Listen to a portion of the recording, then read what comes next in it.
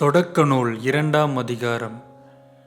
விண்ணுலகும் மண்ணுலகும் அவற்றில் உள்ள அமைப்புகள் அனைத்தும் உருவாக்கப்பெற்று நிறைவெய்தன. மேலும் கடவுள் தாம் செய்த வேலையை 7ஆம் நாள் முடித்திருந்தார். அவர் தாம் செய்த வேலைகள் அனைத்தையும் நிறைவு பெற செய்து 7ஆம் நாளில் ஓய்ந்திருந்தார். கடவுள் 7ஆம் நாளுக்கு ஆசி வழங்கி அதை புனிதப்படுத்தினார். ஏனெனில் கடவுள் தாம் செய்த படைப்பு வேலைகள் அனைத்தையும் நிறைவு பெற செய்து அந்நாளில்தான் ஓய்ந்திருந்தார்.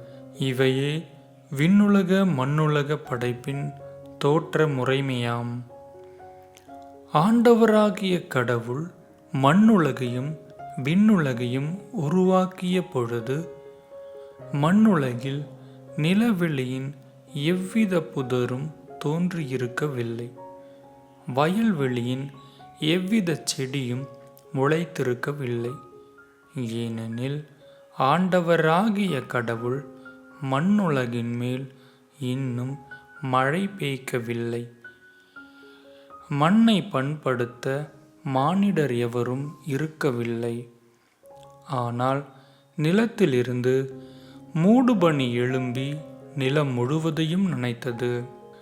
அப்பொழுது ஆண்டவராகிய கடவுள் நிலத்தின் மண்ணால் மனிதனை உருவாக்கி அவன் நாசிகளால் உயிர் மூச்சை ஊத மனிதன் உயிருள்ளவன் ஆனான். ஆண்டவராகிய கடவுள் கிழக்கே இருந்த ஏதேனில் ஒரு தோட்டம் அமைத்து தாம் உருவாக்கிய மனிதனை அங்கே வைத்தார். ஆண்டவராகிய கடவுள் கண்ணுக்கு அழகானதும் உண்பதற்கு சுவையானதுமான எல்லா வகை மரங்களையும் தோட்டத்தின் நடுவில் வாழ்வின் மரத்தையும் நன்மை தீமை அறிவதற்கு ஏதுவான மரத்தையும் மண்ணிலிருந்து வளரச் செய்தார். தோட்டத்திற்குள் நீர் பாய்வதற்காக ஏதேனிலிருந்து ஆறு ஒன்று ஓடிக்கொண்டிருந்தது. அது அங்கிருந்து பிரிந்து 4 சிறப்புமிகு ஆறுகள் ஆயிற்று.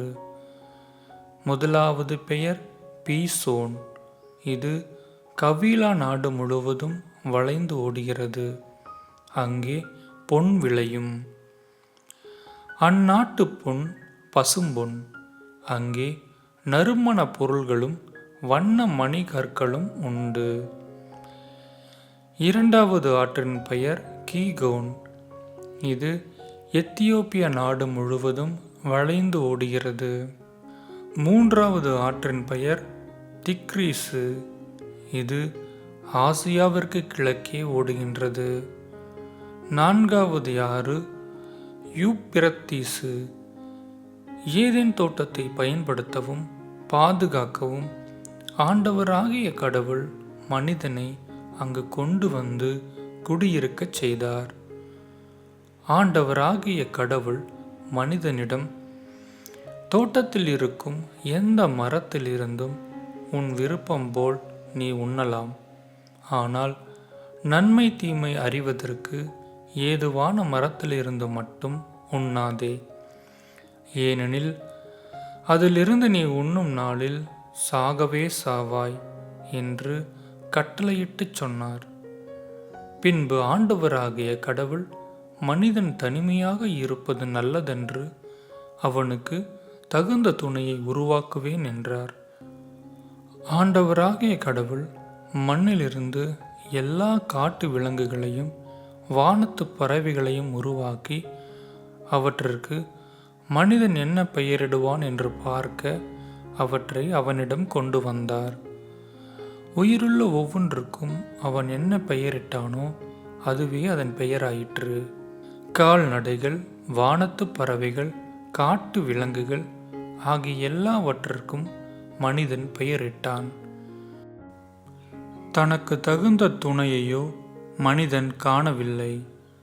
ஆகவே ஆண்டவராகிய கடவுள் மனிதனுக்கு ஆழ்ந்த உறக்கம் வர செய்து அவன் உறங்கும் பொழுது அவன் விலா எலும்பு ஒன்றை எடுத்துக்கொண்டு எடுத்த இடத்தை சதையால் அடைத்தார். ஆண்டவராகிய கடவுள் தாம் மனிதனிடமிருந்து எடுத்த விலா எலும்பை ஒரு பெண்ணாக உருவாக்கி மனிதனிடம் அழைத்து வந்தார். அப்பொழுது மனிதன், இதோ இவளே என் எலும்பின் எலும்பும் சதையும் சதையும் ஆனவள். ஆணிடமிருந்து எடுக்கப்பட்டதால் இவள் பெண்ணென்று அழைக்கப்படுவாள் என்றான். இதனால் கணவன் தன் தாய் தந்தையை விட்டுவிட்டு தன் மனைவியுடன் ஒன்றித்திருப்பான். இருவரும் ஒரே உடலாய் இருப்பர். மனிதன் அவன் மனைவியாகிய இருவரும் ஆடையின்றி இருந்தனர். ஆனால் அவர்கள் வெட்கப்படவில்லை. ஆமேன்.